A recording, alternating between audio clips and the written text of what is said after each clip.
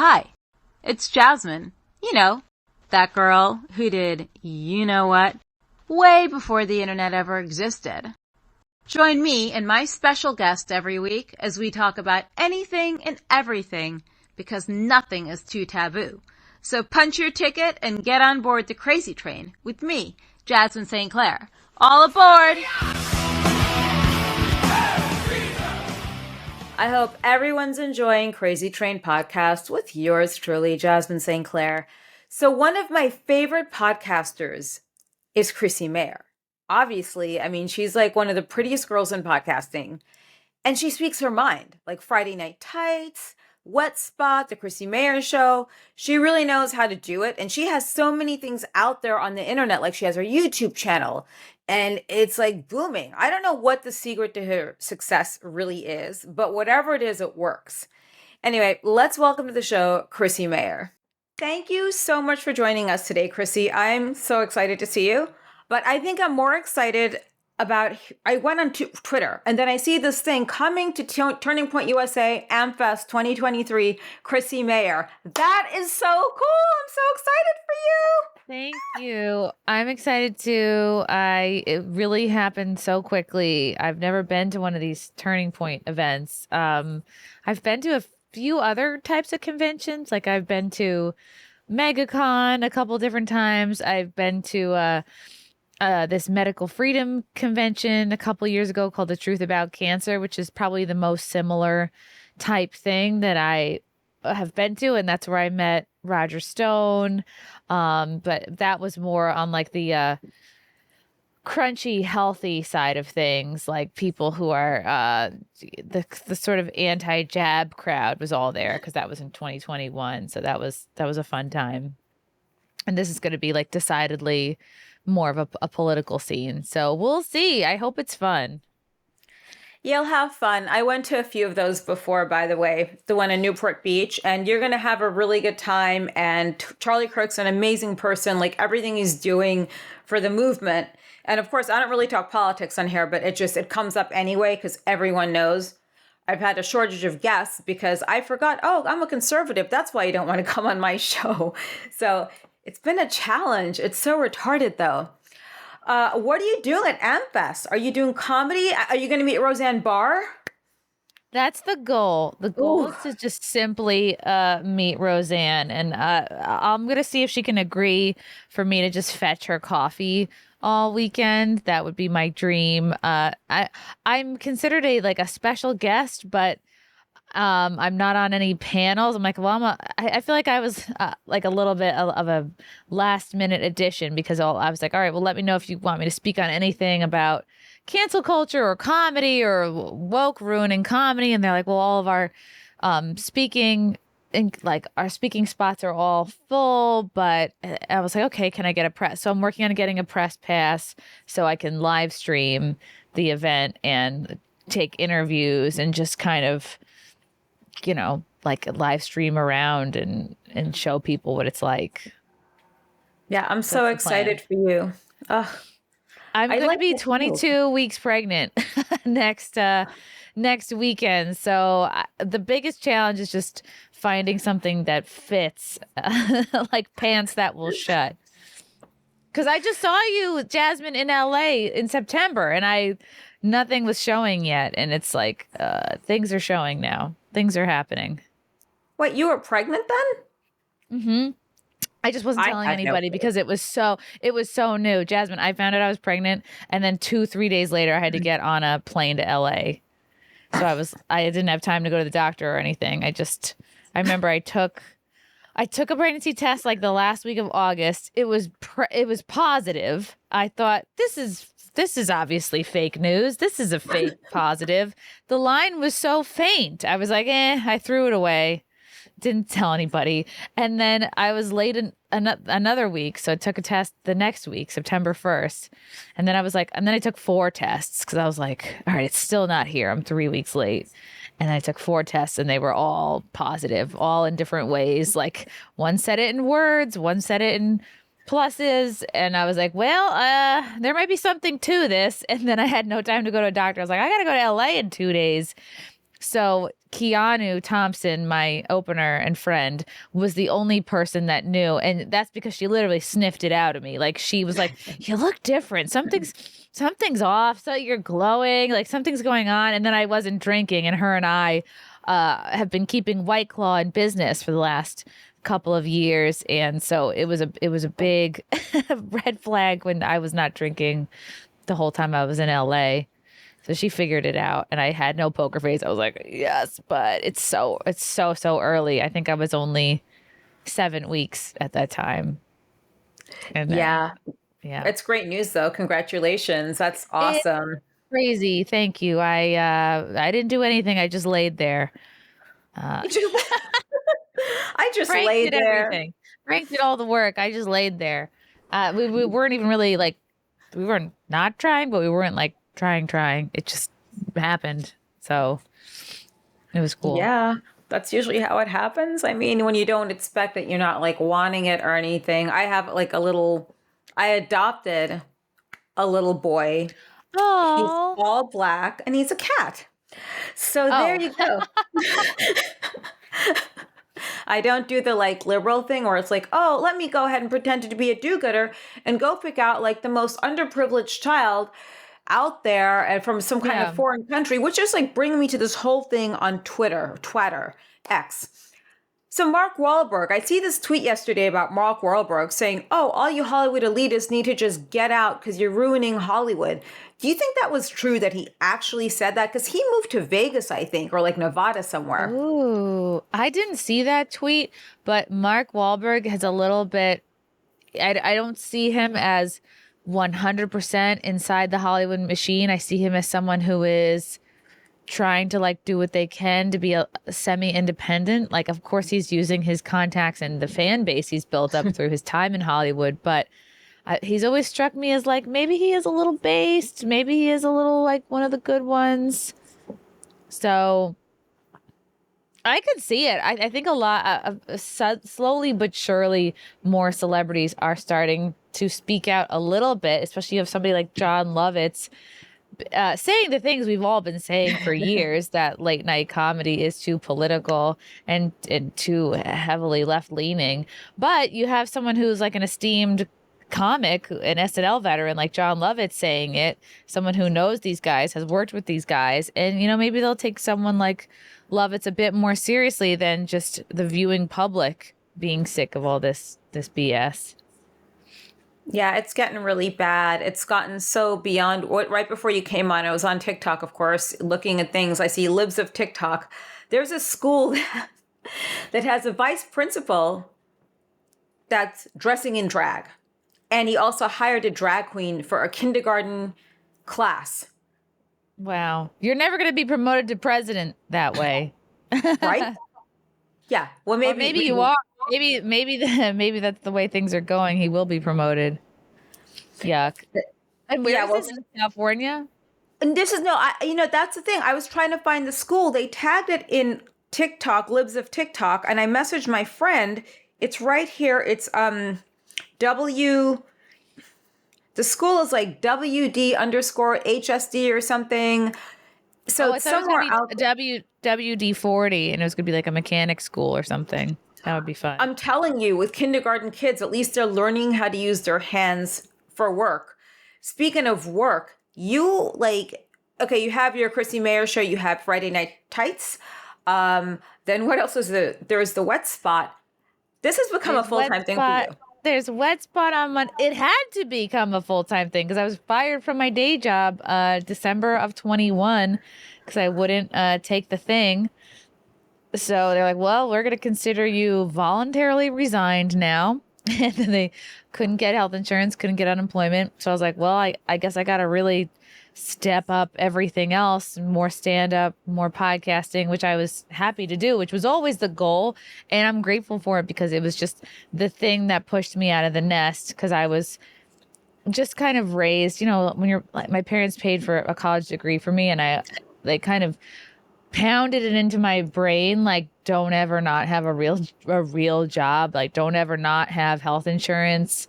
So I really held on to I always had at least one or two jobs like the whole time I've been doing stand-up, really up until the last 2 years. So yeah, so I've got Monday on Compound Media. That's the Wet Spot show. That's with stand-up comics and adult film stars typically, or like whoever's in town. And then Friday is Friday Night Tights on Nerdrotic's YouTube channel. Sunday is Simcast on my YouTube channel. And then I'll try to like smatter in one-on-one interviews on my YouTube channel throughout the week. So it's been fun. And it's like, I look back and I'm like, how was I doing that commute? Like, how was I commuting into the city every day? Like an hour and a half in, hour and a half back, working a full 9 to 5. And then I would like do comedy, do like a bunch of spots most nights. And then I'd be getting back like anywhere from 10 p.m. to 2 a.m. every night for years. I'm like, how was I doing that? It's like I don't mean to say like, oh, I'm old now. I could never do that again. But I'm happy to only be doing that like once a week now. Yeah, it's like literally not feasible, I feel, also creatively, because you have different things that you do. I love Friday Night Tights because I love the skits. I love everything you've done. They're fun. Thank you. I like that they allow me to be weird and do funny little impressions there. So, and I need to do more of them. It's such a niche audience, like unless it's a character that they would know, or that's very, very much trending. Yeah, I kind of like pick and choose, like, all right, who would be a really good person, usually woman, to impersonate right now. So it's well, I thought of you. There is a psycho from the Midwest who was at a meeting, and there were a bunch of transgender people in the rotunda. And she went in this whole crazy blast. Trans lives matter. We want trans lives. Trans lives matter. She was like crying, and she's like, "I'll fight for you." Yeah, I have it somewhere. So it was in one of those state capitals. It was in Minnesota or somewhere in that area, because she had the accent. And it was about trans rights. And then you have other people there that are officials from the states. Like a few of them are like walking out because she's going full blast psycho about how she wants trans lives and how they matter. And she just started crying, but just chanting it. Wow. I'm like, that would be perfect for Chrissy, actually, because she has the same sort of accent. Not that you're crazy. I could put on a Midwest accent for sure. And I could definitely tap into the unhinged former leftist part of myself. Definitely. I could tap into that. And speaking of which, I watched part of the debate last night. I didn't want to. Ooh, I haven't seen any of them. Right. I wait for people to recap on Twitter. I like wait for the highlight videos to come out. Well, they bash Nikki Haley, but Vivek. But isn't he okay? So Vivek. I heard DeSantis and Nikki Haley are in the top 2 spots. Like it's supposedly the next 2 in line, or they did the best. Vivek's saying all the right stuff, but let's not forget he also took a Soros scholarship years ago, too. Ooh. Can we trust him? I mean, isn't every politician to get to that point like compromised in some way? Is that too black pill to have that opinion? Well, he says all the right things. It's like almost too perfect, like he could be an Obama 2.0 is what everyone's saying. Right, because he's brown and he's confident and he's slim, but he doesn't have a trans wife. That's the only difference. I know. Like, tell me anywhere on the internet, like I could find a photo of Michael Obama pregnant. And there's nothing, but you see photos of him with a younger guy that looks like Michelle or Michael Obama walking around a college campus. And people are saying that was the wife back then. It's interesting that you bring up Vivek, because I go back and forth like, yes, okay, if he received the Soros money, that's not a good sign. But then you'll hear sound bites where he'll say something to the effect of like, I'm the only one in this room who can stand up here and say that January 6th was an inside job. And it's like, okay, I want to give him credit for saying that, for like saying the honest thing. Yeah, it's a truth. I mean, and more things are coming out about that. Plus, you were there in person, when the shit hit the fan, which is a big deal. Like, I'm slightly jealous of you because I was watching it from afar, and you see Nancy Pelosi getting up, like she has a smirk on her face when someone says something into Like her the earpiece. Grinch. Yeah. Yeah, then she gets up all smug and kind of like she strolls out eloquently, stumbles out, whatever. Like she's not scared. Mm-hmm. There are No, people because forming. she wasn't her daughter there shooting a documentary? Like just so happened to be there shooting a documentary when it all popped off. Like, wow, what a coincidence. Yeah. I mean, and they're calling us conspiracy theorists, but then there is a guy linked in with BLM that was just arrested for being a part of the J6, whatever you want to call it, inside job.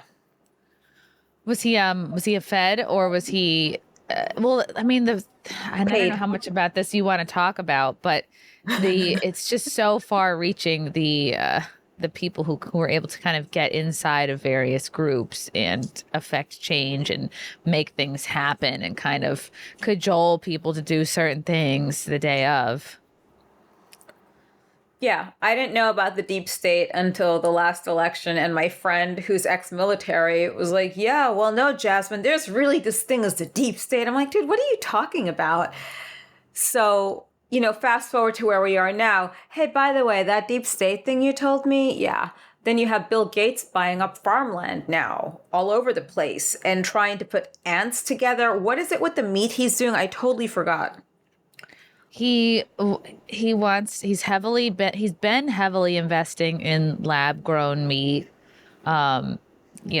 meat substitutes for years. And it is kind of a scary thing when you're like, okay, are you slowly just buying up all the land?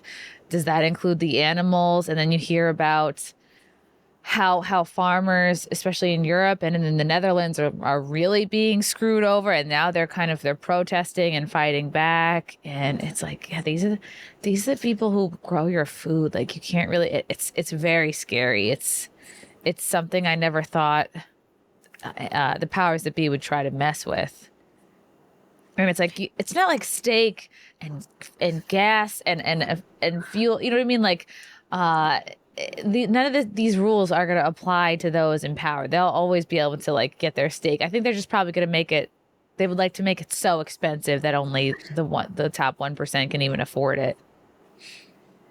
Yeah, that's why I'll just stick to going to a farmer's market. My father's side, they're Dutch, and I have a lot of family and friends there still that I speak to regarding. Do they all make you? Do you guys all have to split the bill? Do you guys all have to split the bill when you go out to eat together? Never. No. Okay. That's a great joke, though. No, I would never. And I'm sure the producer watching it in this will agree. You're out with a guy. You're not splitting the bill. I don't give a fuck if you're gay. I'm not splitting the bill with you because you're in my company and you got to enjoy my, whatever it is, my ambience, my crashness, my brashness or whatever.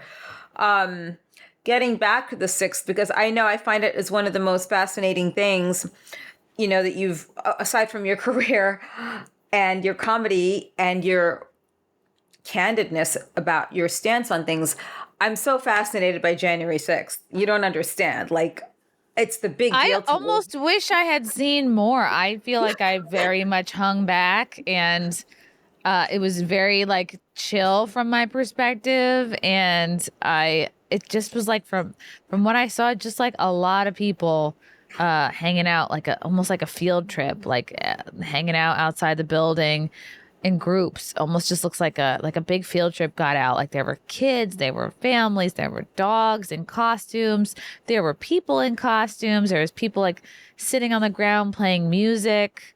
And then they were really it was everybody kind of in the surrounding the building, I guess. I was only on one side. I didn't think to walk around the whole building, but just there had to have been 1 million people there. There's no way there wasn't. And then everybody, it was really 2 days. It was the night before. There were some speakers, And then like the morning of, I remember I went out with my friend, wrist flex. We're like, we're going to get there super early. We're going to get right in the front. Like, we're going to see Trump. And then as we got out there at 8 and we were still all the way in the back. And it was just like, So, if you're looking for the safest and coolest way to bet online and the most variety, of course, of games and like almost anything you could bet on, stop at betonline.ag because I guarantee you there is something for everyone.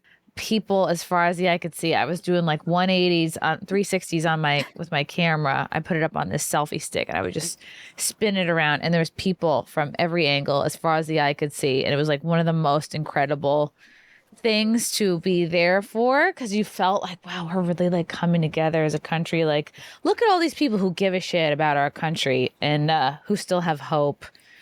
It was very inspiring. And then like listening to the few speakers, and then everyone's like, all right, I guess we're going to like march to the Capitol now. That was part of this plan on this pamphlet. And it took a long time for me and my friend to kind of realize that like things had gone south. And like, just from our perspective, it was like, oh, there's just a lot of people hanging out outside. Like, we didn't really realize that people were going inside. And I was like, why would people be going inside? Like, what's there to do on the inside? Even when I saw people like scaling one of the walls, I was like, are they just doing that because it's fun? Like, they just want to get a better picture? Like, I mean, like, it took me a long time to be like, what's the point of going inside the building? Like, because I just didn't realize like what was going on, like what proceedings were going on, which is probably like a little naive. And then I eventually figured it out.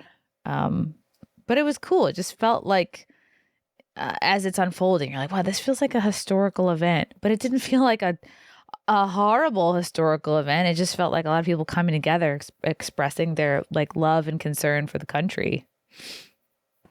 Yeah, it was a very concerning day. And I think every day we wake up, we just realize, okay, this has to count this time. Like this time around, this election matters, because we can't keep going on like this and having all these crooked mail-in ballots. When I worked at the last, the primaries? No, I worked at the midterms, and I was fired the second day because if the rule is, if you have a mail-in ballot, you have to bring it with you and hand it over to us, and we have to destroy it. Now, if you said that you don't have your ID, you get a provisional ballot. I call them out for giving people without IDs regular ballots. Then there was a man who didn't speak English and didn't have his ID, and I threw him out. So they fired me after that. I'm like, okay, fine. Oh. I see what you people are doing. Yeah, poor Jasmin. She got fired from it. Poor thing. It would be the first time. But that brings me to with Simcast, how did that whole concept come up? Because it was interesting when I was there. You had a mixture of different people, which was cool. And everyone was so much fun. That Star Wars girl. Then there was the other girl, Anna, was her Nina? Nina Infinity. Yeah, that show that you came out to, that stand-up show that you came out to in LA was very unique because that was the first time I'd ever met Nina Infinity in person. Like, she came out, she lives in Cancun. She's from Canada originally, but she moved to Cancun, I think, at the beginning of the pandemic because Canada was Canada. And she had just come out. She arranged it with Anna, who lives out there in California, and she came out and surprised me and Lila, who she had done a bunch of live streams with, over the last, I guess, like year or two, it seems. So that was very cool. It was like just such a great show, and like you being there too. It's always so much fun when you have a bunch of friends come out. It's like, because stand-up is such a solo sport sometimes. And as you get older, you feel like it's hard to just have good friends in general. So that was a really special moment to see like so many of my girlfriends hanging out together. It was just a great show all around. And you've got to be very creative to stay up on those jokes. What would you say the formula is to your jokes? Not that you want to pull the curtain all the way back, but no. I don't think I have a formula. I think I try to do some combination of like just say the true thing, like what do I feel like needs to be just said right now at this point in time. I always get personal. I always go into my life. It would be impossible for me to like That's why that show is difficult, because I was like, oh my God, I can't even mention that I just found out I'm pregnant, and like, who knows if it'll take, all these feelings that are going through your mind. But I always throw in something personal, like the set I did this past weekend in Tampa. It was like almost, dare I say, wholesome, because I'm talking about like being engaged, then being married, then planning a wedding, then like being pregnant. And I'm like, I have pregnant jokes now. And it's like, I just remember when a lot of my set was just about dating. So, but I'm still me. I still have the same take on things, same sense of humor.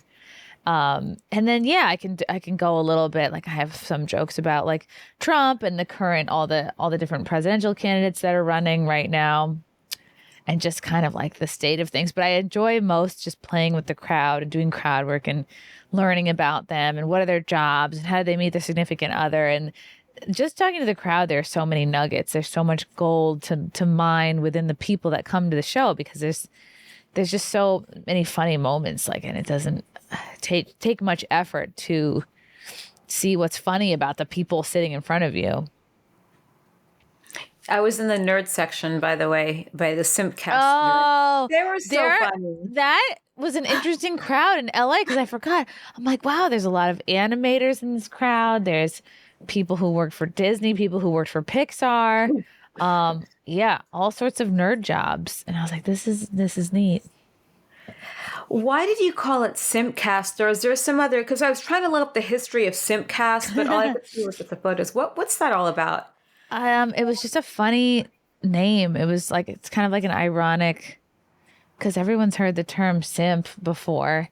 And I just thought, okay, like, why not an all-girl panel podcast show and like just call it Simcast, like sort of with like a tongue in cheek, not, and it kind of just like, yeah, most of my girlfriends are very good looking. Like there's just something kind of funny about calling a show Simcast, and most people at this point like get that it's kind of a joke, but every once in a while I'll see a comment like, oh, I'm not a simp. Like someone will be really upset in the comments like, I'm not watching this because I'm not a simp. And it's like, oh, buddy, please. And it just started as a one-off show that I thought I would maybe do it once every couple of months. And then I lost my job and I was like, well, I guess I'm going to try and do this every week if I can. And it just stuck. And it's kind of the most reliably regular on schedule show that I do, which is a big part of growing online. It's just like staying regular. Well, this is so embarrassing, but I learned a lot from you. I had my very first live stream with a glitch. There was no... Ooh, do tell. Oh God, it was so embarrassing, Chrissy. The producer was just kind of standing by off to the side, letting me do my thing, and I kept pushing it and pushing it. There was no sound. People couldn't hear me. I looked like a total psycho. No sound again. So I had to get my phone. You should have started pretending to sign language, like you're just like, oh, this is fine. I'm interpreting myself. Yeah. Yeah. So next week it will be better, but it's like a whole thing. But all of your stuff inspired me because when I first met you, you said the one thing and I didn't know how to take it until I went to Groundlings. Wow, you don't look like the kind of girl that does improv or graduated from a school, because they're so like serious and it's like they have a stick up their ass or something. There's a lot of, you think of typical improv people, and I did it for 5 years. And I did it at the UCB Theater in New York and also the Magnet Theater in New York. It's a lot of theater kids. It's a lot of people that would literally kill someone to get on SNL. And then there's like Joe from accounting who's working on his public speaking skills. Or it's Randy fresh out of a divorce trying to meet women in their 20s with low standards. Like that. Those are really the 4 types of improv students you'll get. Well, at Second City, when we had in-person classes, that's like when I graduated through the grad review, we were still in person. They had drop-in classes every Wednesday. Let me tell you, there was the creepy old white guy with the fedora. Then there was the short... always with a statement hat. Yeah. Thank you. Touching girls' asses and like writing stuff down. And then, I said something. And normally I wouldn't say anything, but He was old. He wasn't cute. And it's like, what the fuck are you doing? You gotta be cute. You can't try any of these tricks if you're not cute. Dude, for real. Then there was a guy who was the bald, I can't get laid to save my life, so all the dick jokes at like open mic, that guy. Oh, the try hard type. Okay. Totally horrible. Then the girl that wants to be on like some kind of stupid show on TV, like some little ABC or Warner Brothers show, and that's all you're ever probably going to do in your life.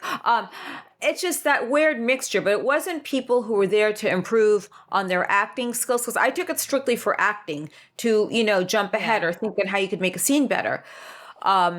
But I totally understood after Groundlings what you meant. I'm like, I see. And when I look at your Twitter, by the way, you really are genuinely funny.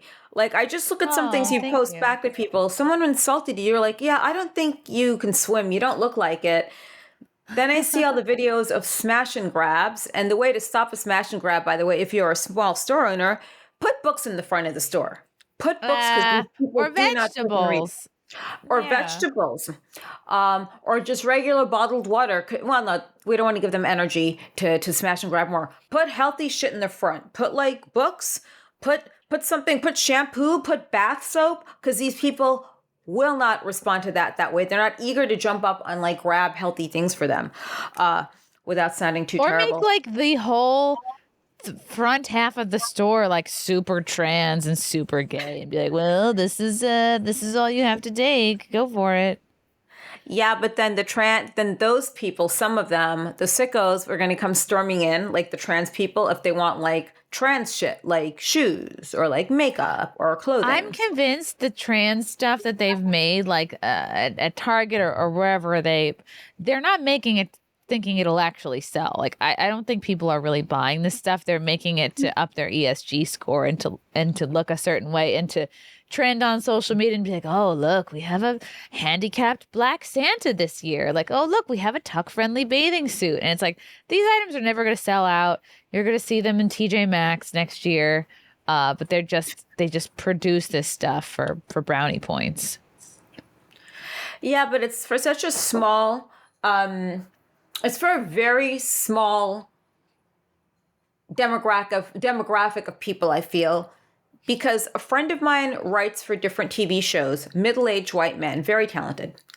His agent was pitching him at Hulu for a bunch of different shows. Hulu calls the agent, stop sending us white middle-aged men. Well, wait, isn't that discrimination? So sue us. We don't give a fuck. They sued and they won. Oh, wow. That's great. That sounds a lot like what I heard from, do you know who Tyler Fisher is? Yes.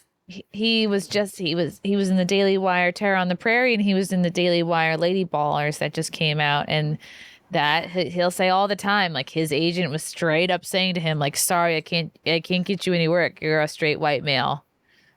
And like, he just had to accept that, I guess. And, but he's doing great now.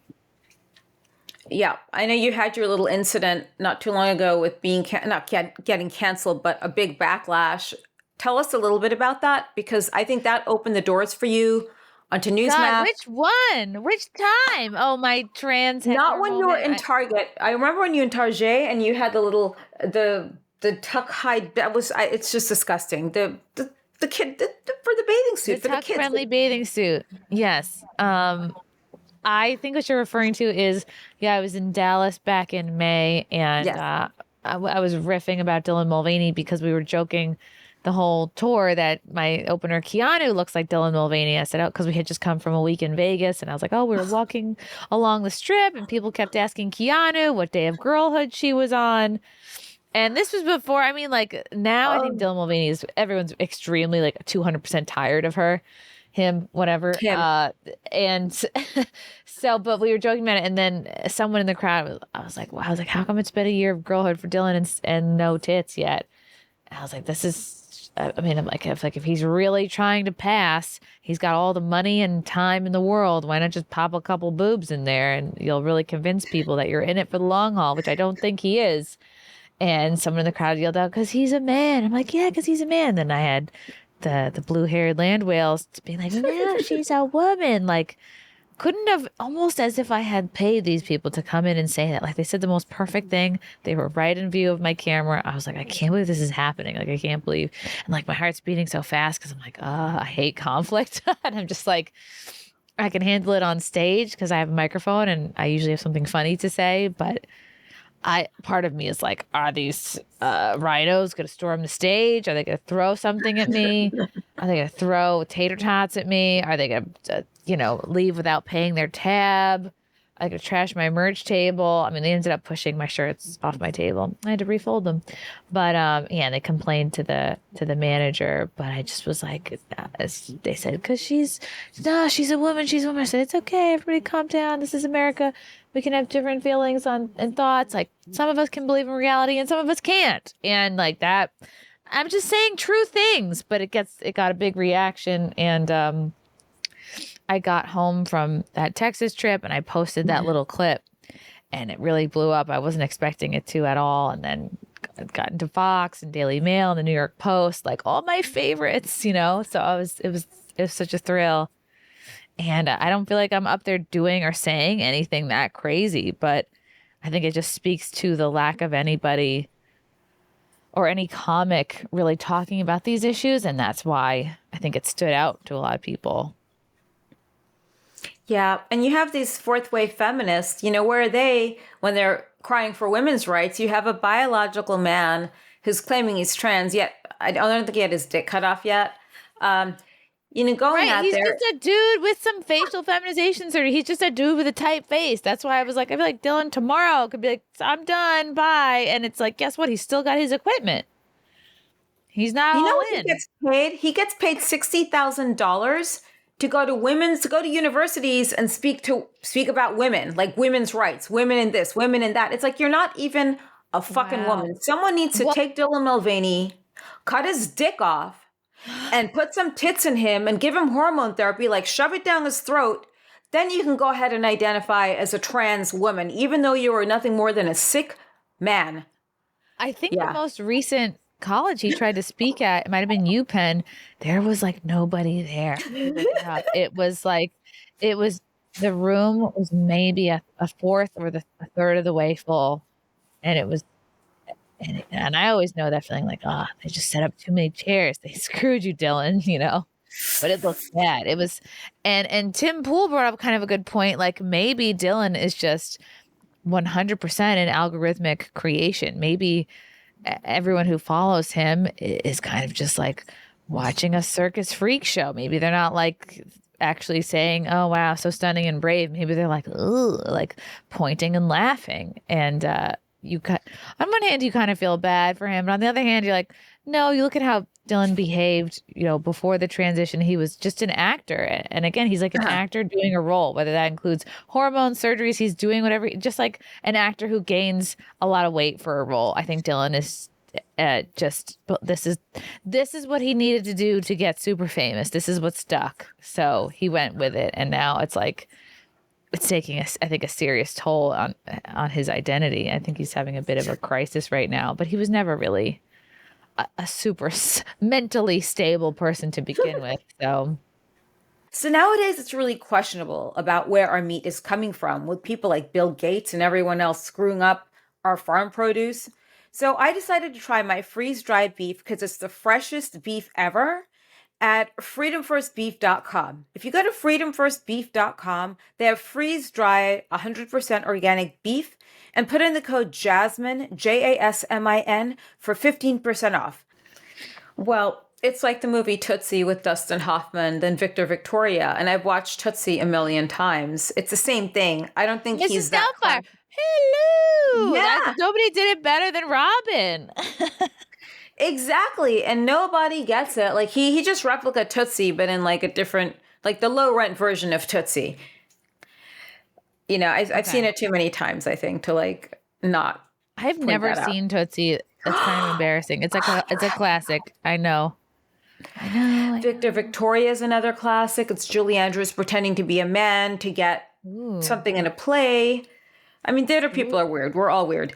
But that is what I think of when I see Dylan. And I keep thinking of you at Turning Point USA meeting Roseanne Barr, and that's a dream because I actually almost had a legal brush-in with her ex and you get these celebrities, I'm going to get Trump, I'm going to take down Trump. They look like angry fucking people who do not get laid, angry people who do not go and live life and go eat and drink and like do things. They just look like angry people. You want to move out of this country?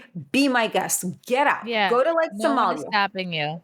Go to Ukraine because I'm not stopping you. Go to Ukraine, go to Pakistan and just stay there and do not come back here because that is what I'd love to see.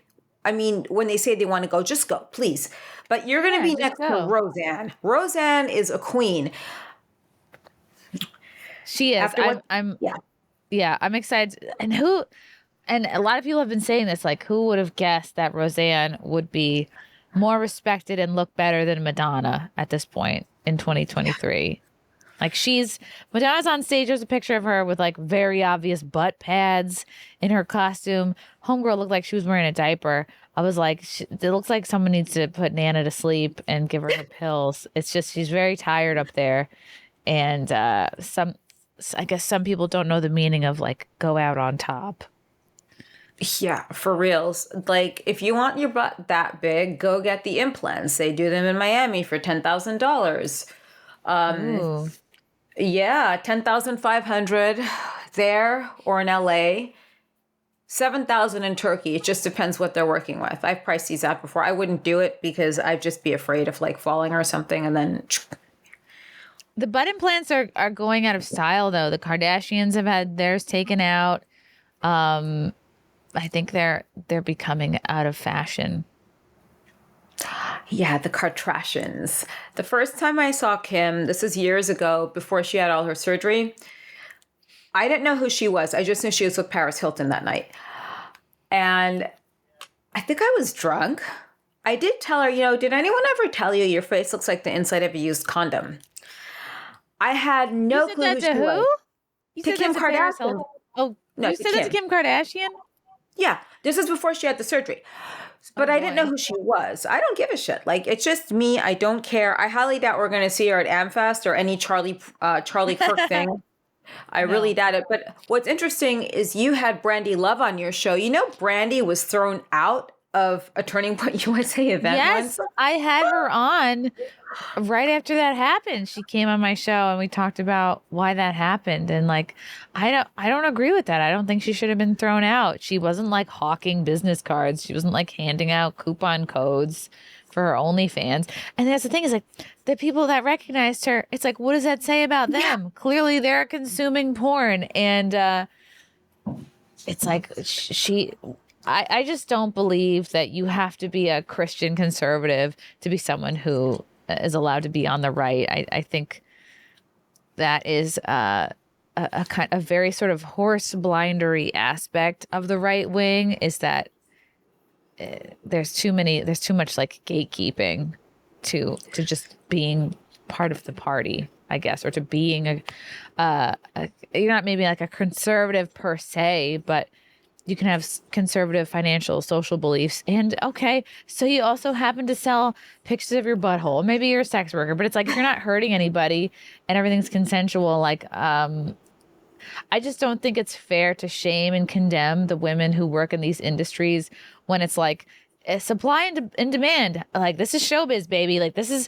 why don't you tell men to stop watching and consuming porn? That'll be a way to very quickly, tap out the industry. So, and like, okay, even if you shame a woman into stopping, there's always going to be 200 more starting the next day that are going to be ready to like step in their place. So people are always going to be into making easy money. There's things that are easier for guys to make easy money at, and then there's stuff like OnlyFans and porn where it's going to be easier for women to make more money. It's just the way things are.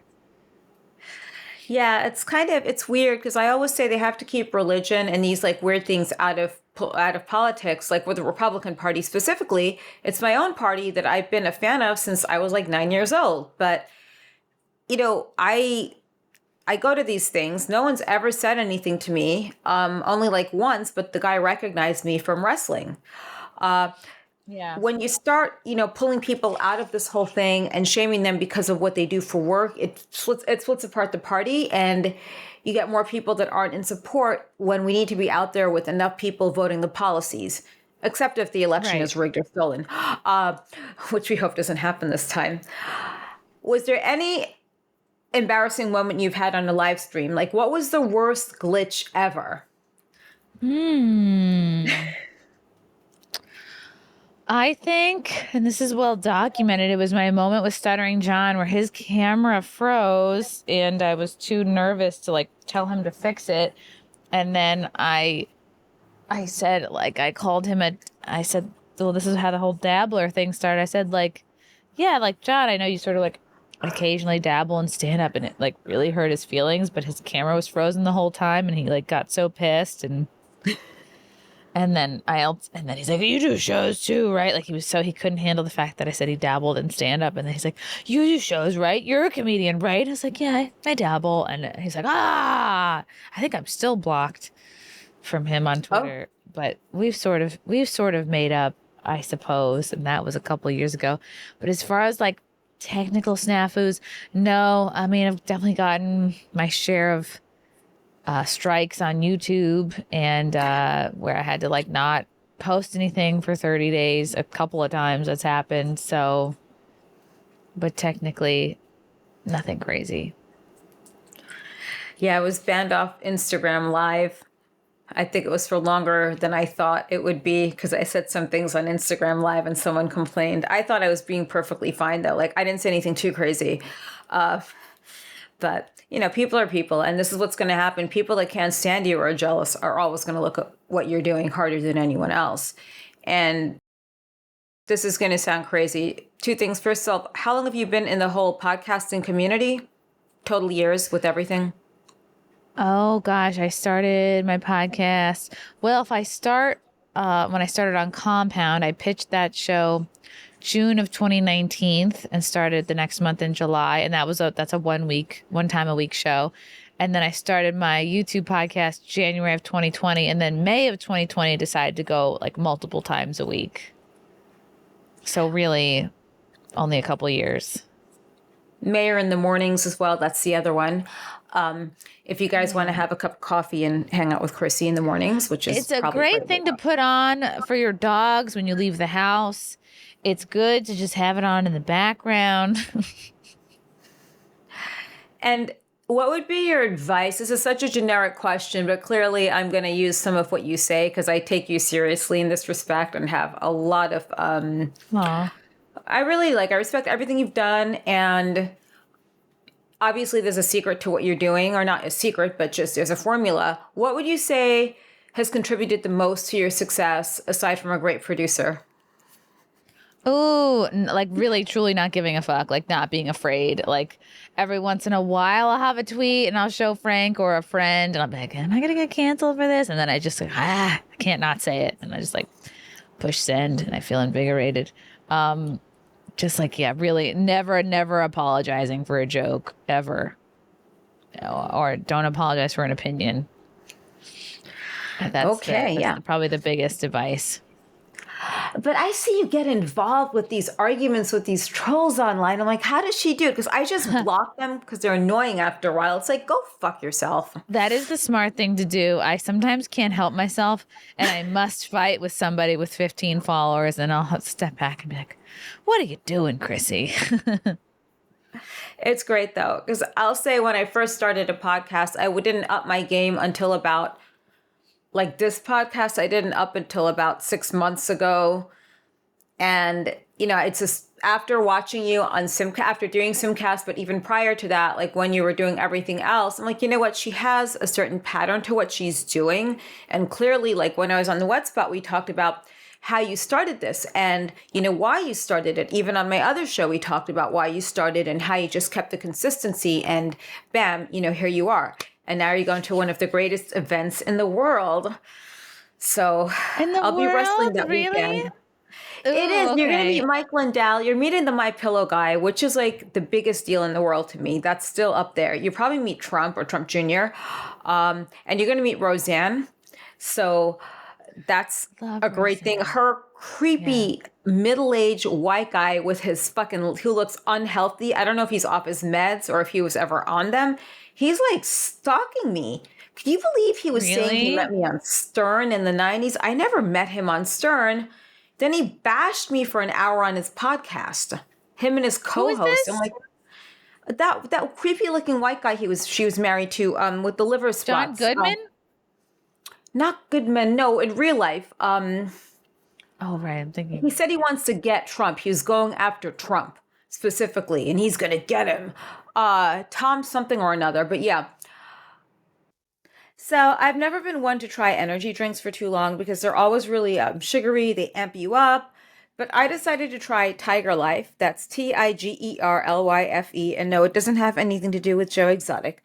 TigerLife.com. They have an amazing energy drink. No sugar added. It's completely clean energy. It's made here in America. And they have a couple of really cool flavors. It actually has cane sugar in it, which is pretty good, but 0 sodium. So that means you will not get bloated. This definitely amps me up. Sometimes I do it when when I'm about to do my live stream or if I just need a boost in the middle of the day. So Tiger Life, have some and make sure to put in the code Jasmin, Jasmin, for free shipping. Yeah, I don't know, but it was just creepy. So I'm just like so glad she's away from him because she's so much better on her own. And I'm so glad she got canceled at one point. They canceled all her reruns. I mean, I don't know how far they'll go with people and canceling them for supporting Trump. And I don't get why people, and like, what's the big deal with being a Republican in entertainment? Do you know what the problem really is? I don't. I think, oh yeah, Tom Arnold, right. I think that Hollywood is not compatible with being anything other than a leftist. So we're going to see a shift from people being canceled from Hollywood, which is what we were seeing. Now we're seeing like Hollywood being canceled from people. You know, you had the lockdown, you had the writer strike.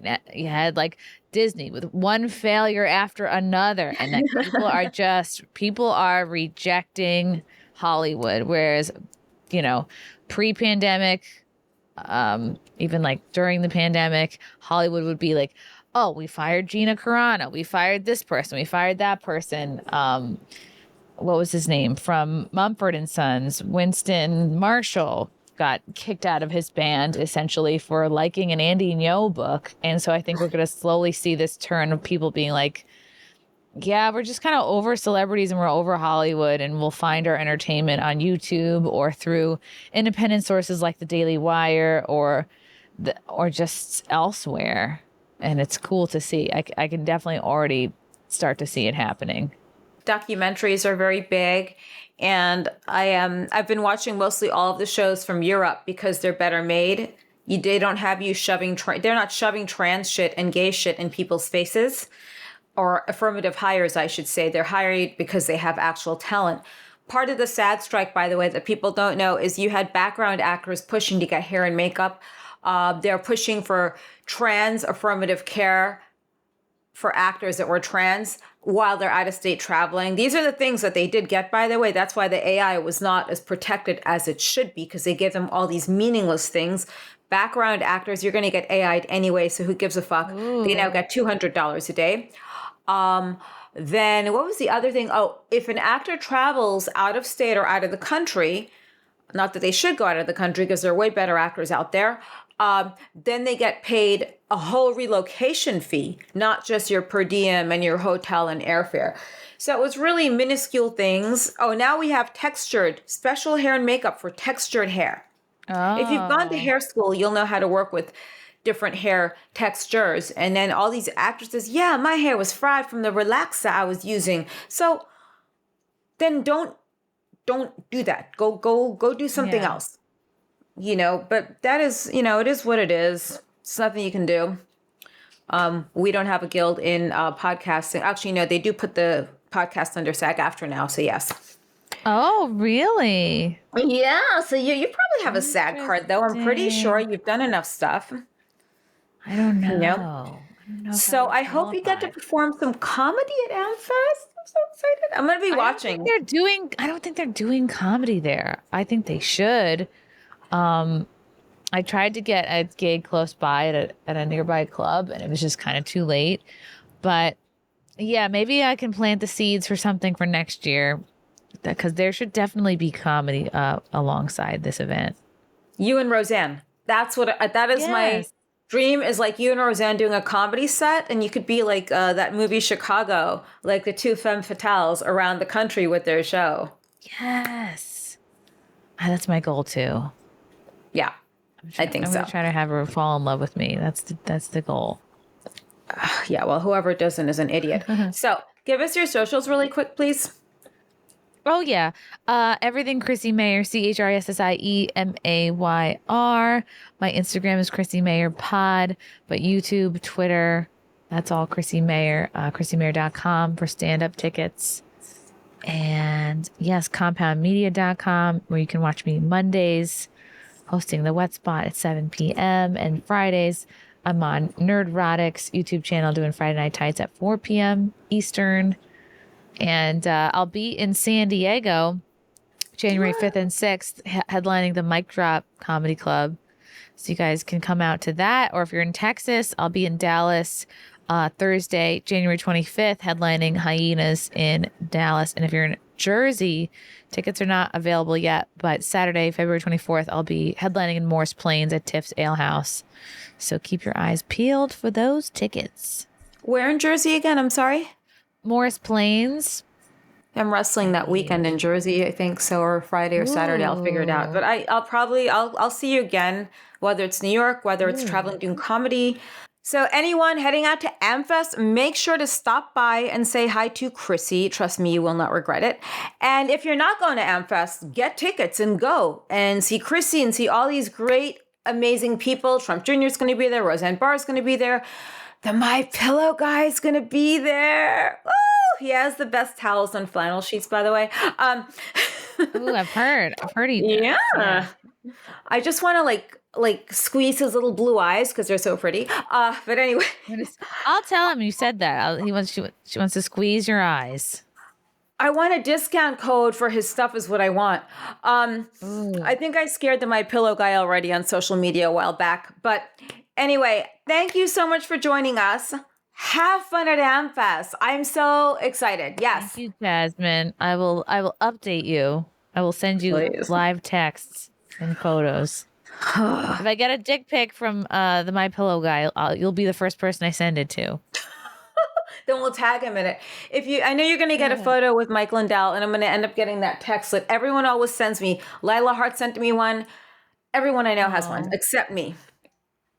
Oh, yeah, I've never met him yet either. Have fun.